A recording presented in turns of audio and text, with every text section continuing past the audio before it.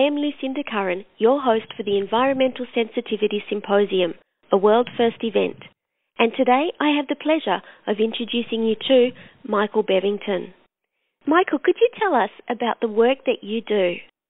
I'm involved with an organisation called Electrosensitivity UK, and we're a charity which was established in the year 2003 with two aims: to help people who are electrosensitive, and secondly, to make known the problem of electrosensitivity to a wider audience. So my role is as chair of the trustees, and also I edit a newsletter which we publish as best we can about 4 times a year. That's fantastic that you're actually helping share the information and get it out there for people who are affected and also those who aren't, who perhaps might be becoming sensitive. It's really a great service you're doing there.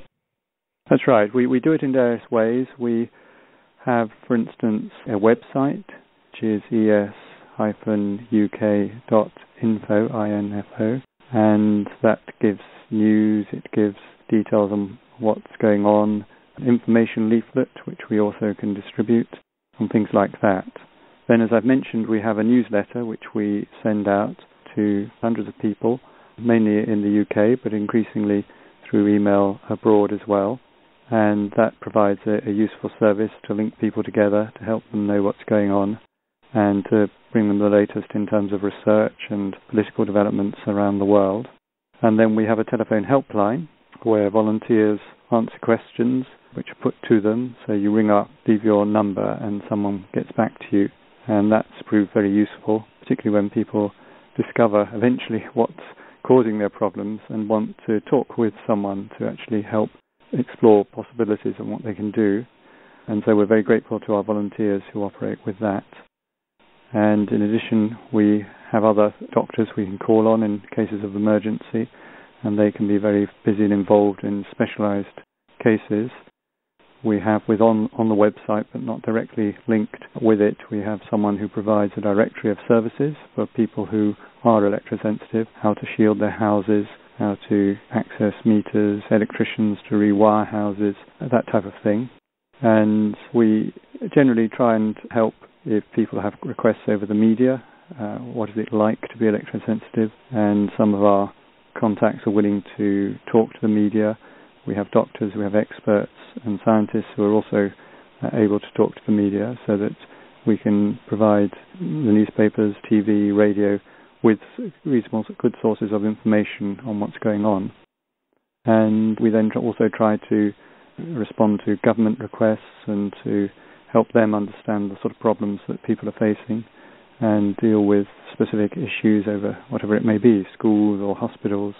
I can't say we've had a lot of success in some areas. It depends on the attitude very much of government, but certainly the issue is becoming far more widely known than it was even a few years ago.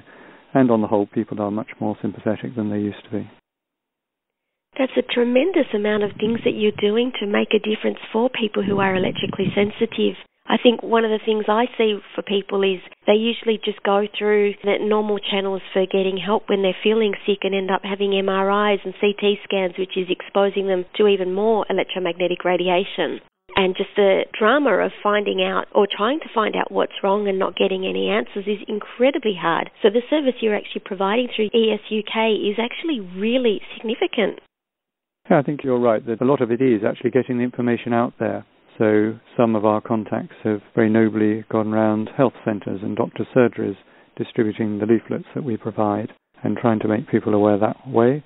Quite a number write to their local newspapers to highlight the problem and comment on newspaper cases where it goes online so that they can explain to other people what actually happens. There's a lot of misinformation there. I think some of it inspired by the wireless industry who would prefer that this problem didn't exist. But, I mean, they're absolutely right. We'd all prefer the problem didn't exist. But it does, and it's only right and proper that people who are very vulnerable often when they're affected by this should be given the effective help to help them come back to some sort of normal lives, although sadly for some that proves absolutely impossible.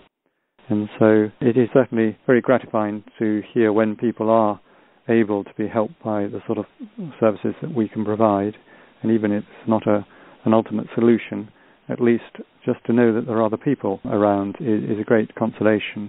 So we've encouraged small groups to meet, often in different parts of the country. And even if it's just once in a year or once every few years, it can be a tremendous encouragement to people who otherwise can live incredibly solitary lives, having to avoid all their friends and their relatives. And in fact, just to meet up with other people is something very worthwhile. And even I believe had a romantic attachment through one of these types of meetings over the years. So other people spend their time on the telephone, and they can manage that, or writing letters to each other to encourage each other. And certainly there's a tremendous need for passing on good experiences, good ways of approaching things in order to help everyone around. Absolutely. Now, you've also written a book called Electromagnetic Sensitivity and Electromagnetic Hypersensitivity, which is really a summary of an enormous amount of research that you've done. Could you please tell us some more about that? Well, when I became involved in all this, the first thing, it was all to do with Wi-Fi in my workplace, which really shocked me, was obviously the horrific symptoms that you get and the way that life became almost impossible. But almost more was that there weren't any warnings on these devices, these Wi-Fi routers. And yet, obviously, other people around the world had suffered exactly the same thing. So there seemed to be a mismatch between putting things out to the public, pretending they're safe, and actually they're not safe. For some people, they will be an utter disaster. And that then got me writing letters to my local Member of Parliament, MP, MEP, in my case, a member of the European Parliament, other people, talking to doctors, and many. And it was quite clear that a vast number of these people had almost zero knowledge of the condition and of the way that electromagnetic exposure affects the human body. And so there was a conference organised by the Research Radiation Trust in London, the Royal Society, and I asked one of our medical advisors there, what would be the best way to help doctors understand what's going on? And he said, you've really got to approach it with the type of things that doctors are used to using, which are the scientific studies. And to be honest, I'd never really come across these before. And so that was the origin of it all. So it was a booklet designed just simply to help doctors understand the type of background scientific evidence for electrosensitivity. And as it then became increasingly clear, we're all, to a certain extent, electrosensitive. Otherwise, we couldn't exist. We use it, all the sun's rays and so on, in our bodies. But some people become hypersensitive, or they're more sensitive than others, and that's the crucial element. So it was simply an attempt to put that evidence together in a fairly brief, documented form. And I did that in the year 2010, which took quite a long time, and based it on something like, I think, 800 different published peer review references, just to give people an idea. I broke it up into different sections, which I thought doctors would find useful, things like the epidemiology of it, of the way that you can approach the diagnosis, treatment protocols, things to do with the levels of exposure, comorbidity, what else people tend to suffer from if they also suffer from this, links with cancer, links with neurological problems, as well as some of the molecular evidence and the way that it actually affects individual cells and some of the different pathways, protein expression, genetic things and things like that. And that seemed to go down very well indeed, and people were terribly grateful for it, both in the UK and further afield. And I'd already started putting together a larger booklet. Partly the whole issue is moving along so fast in terms of the scientific developments, and people are discovering just recently, for instance, a genetic factor in quite a number of people who are electro-hypersensitive, and people becoming pretty convinced now, the scientists, in terms of some of the different pathways, how the cells, how the cellular membranes react to the invasion of a toxic effect like the electromagnetic exposure. So all that. And in fact, people are beginning to realize that so much of this had been known for many years, but had been hidden away, particularly in Russia and Poland. They did a lot of this research in the 1940s, 1950s, as radar came in, and then radio was used more commonly. And we'll come on perhaps to the history of it later, but obviously that had either not been known fully in the West, or the West had deliberately hidden it from view because the military had got involved. And so again, it's just a matter of bringing that out and bringing it to the attention of others. One very interesting one, for instance, which now I think many doctors are beginning to realize is the effect of geomagnetic influences on the human body, by which we mean the way that the whole of the Earth's magnetic field and then the incoming electromagnetic effects on the wider atmosphere have an effect on human beings. Obviously some more than others, depending on your sensitivity. We all have different levels of sensitivity, and that's recognized right from the top to the bottom from the World Health Organization and so on. And so you're going to get some people who react, and quite interesting studies which showing rates of stroke, for instance, going up when you have these electromagnetic disturbances set off by solar flares from the sun and things like that. So suddenly it's now quite acceptable to realize that we're all electrosensitive.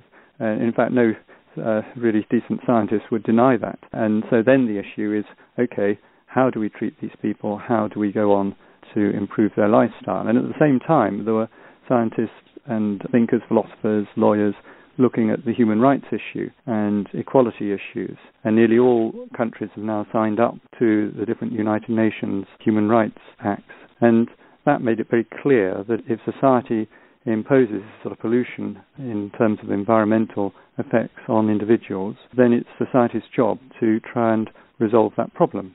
And we're getting better at that when it comes to lead in petrol, when it comes to asbestos, when it comes to smoking, either active smoking or passive smoking. So now the challenge is to apply that to electromagnetic exposure, so that if people use a mobile phone close to someone else, that shouldn't be acceptable, just as it wouldn't be acceptable for them to smoke in their presence. And so there's quite a lot of progress being made on that, and obviously therefore compensation for jobs. And I try to include some of that material. I also try to include material on plants and animals, because of course those show sensitivity to electromagnetic radiation and fields very clearly. You can't argue, as some people still do rather misguidedly, that it's all fear. There have been various very forthright articles recently saying ants, they don't read the newspapers, they don't watch TV, so they're not going to suffer from the fear of electromagnetics. No, clearly it's something which affects the cell membranes, affects the brain, it affects the whole of the nervous system in the body, absolutely everything. And so scientists now are beginning to tackle it from that point of view as well. And then I also included things on protection, on shielding, and some of the more details on the history of it, and also some of the protocols which are beginning to come through from some of the leading medical organizations on how you can approach it, how you can diagnose electrosensitivity, and therefore you might begin to help people at least to stabilize it. But there's a vast amount to be done yet. So the second edition, which came out in 2013, went up to nearly, I think it's 2,000 or 1,800 different references, and it's over 100 pages long. Not like reading, but I'm told it's been useful for quite a large number of people, so I'm grateful for that. And we're all grateful for it as well. What's your personal journey here with electromagnetic hypersensitivity? It began in late September 2006. I teach in a school. I was away for a day conference. During that time, they put in a Wi-Fi transmitter, router into the classroom. When I came back the following day, but as the day went on, headaches, all sorts of pains appeared in the body, heart palpitations, and all that sort of thing. When I went home in the evening, it all wore off. When I went back the next day, it started building up again. When I went home for the weekend, it wore off. When I came back on the Monday morning, it started building up again. And something made me say, okay, this can't be right. I looked it up on the internet, tapped in WLAN, wireless local area network, and headaches, and up came. The first thing was a case of someone who'd suffered exactly the same type of thing and sadly lost his job. I found I couldn't go on with that. I just couldn't possibly withstand the sort of, unless you've experienced it, I shouldn't think you can begin to imagine what it's like. It's just extraordinary. It's not like any other type of illness I've ever had. And it got to the point after a week, I said to the school authorities I couldn't continue in that condition, and they very kindly, but also with a duty of care to an employee, said okay, they'd remove the Wi-Fi from the classroom, which took them quite a little bit longer than they realised, because in fact it goes through the walls from one area to another, so it came in from different buildings from outside. And at that point I was so sensitive I could feel that. Since then I've tried to operate in terms of work in an area which doesn't have Wi-Fi and doesn't have high levels of electromagnetic exposure. And on the whole that's been okay. But it doesn't get any easier, I'm afraid. The amount of electromagnetic exposure is increasing so rapidly it makes life quite challenging at times. Everybody, Michael Bevington will be a speaker at the Environmental Sensitivity Symposium, and you can find out more at environmentalsensitivitySymposium.com.